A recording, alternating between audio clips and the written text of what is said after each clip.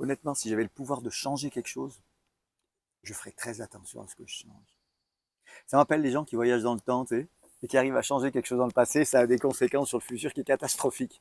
Parce que le problème de changer quelque chose, ça me fait penser à des histoires aussi de l'Inde où il y a des gens qui ont des pouvoirs de ne pas mourir dehors, dedans, dans la nuit.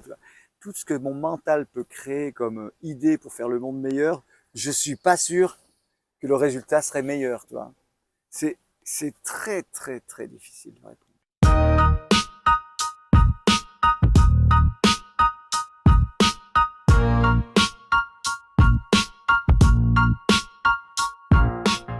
J'ai pas le pouvoir de savoir ce qui serait mieux, en fait. Et puis des fois, quand je fais du coaching, je demande aux gens si tu étais Dieu, tu ferais quoi? Tu vois, c'est un peu la question que je leur pose. Et en fait, c'est pas bon la position d'avoir le pouvoir parce que vu que je ne suis pas Dieu, eh bien, le choix que je vais faire va impliquer des conséquences, mais je ne peux pas savoir les conséquences.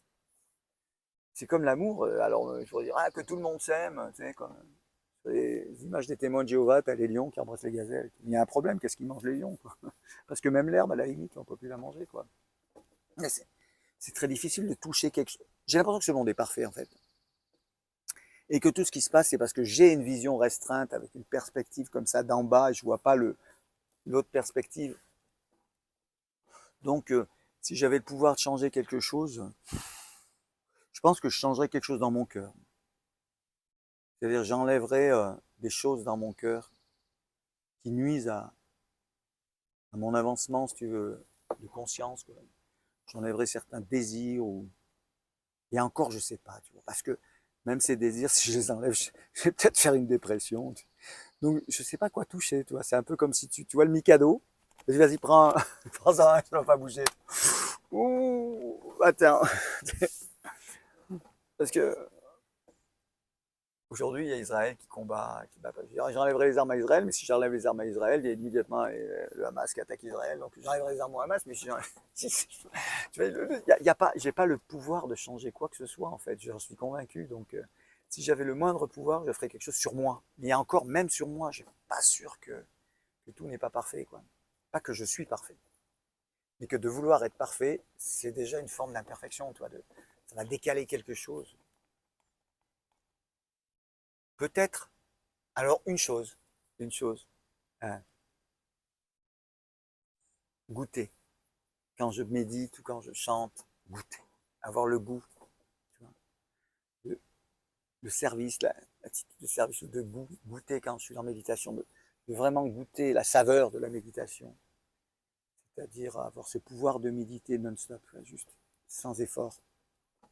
Je changerais ça peut-être. Juste le goût, avoir le goût. Juste le goût. Le goût, c'est je me lève le matin et j'ai envie. Juste, je m'assois. Et on est obligé de me déranger pour que je continue. Pour que j'aille travailler, non, je suis trop bien, j'ai pas envie d'aller travailler. Mais c'est quelque chose comme ça, avoir vraiment le goût, je changerais ça. Et c'est pas un plaisir, mais juste être bien dans l'état de bien-être quand je fais ça avec le mental.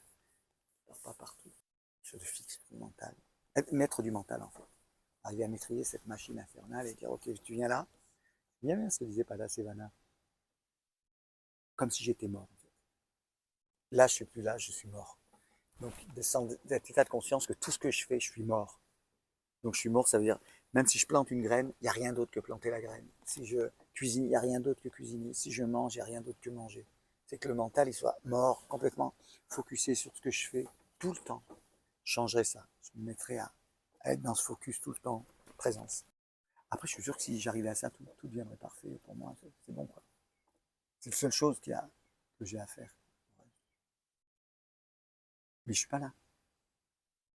Donc oui, je pourrais changer ça, je changerais ça. Maîtriser le mental. Donc l'essence.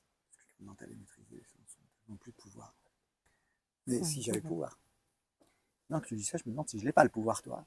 Mais peut-être que j'ai pas le pouvoir, mais il y a peut-être quelqu'un qui a le pouvoir et qui pourrait m'aider, quoi. Mais moi, j'aimerais bien ça. Bref. Changer le monde. Bouger un truc dans le monde, tu recrées d'autres conséquences incalculables, le truc. Même si tu nourris tous les enfants de la planète, pour pas qu'ils meurent de faim. Chose merveilleuse. Il va se passer autre chose derrière ça. Ils vont manger à leur faim, mais il y aura peut-être d'autres gens. Ou c'est les poissons qui vont être détruits, ou c'est les baleines, ou c'est les vaches, ou j'en sais rien, mais ça va avoir des conséquences. Ou alors, il faut devenir Dieu, c'est-à-dire tout contrôler, sans arrêt maîtriser tout le monde. On va faire maîtriser juste le mental. C'est égoïste, hein. C'est l'inverse de l'égoïsme, je crois. Parce que l'ego, c'est plutôt celui qui veut sauver la planète.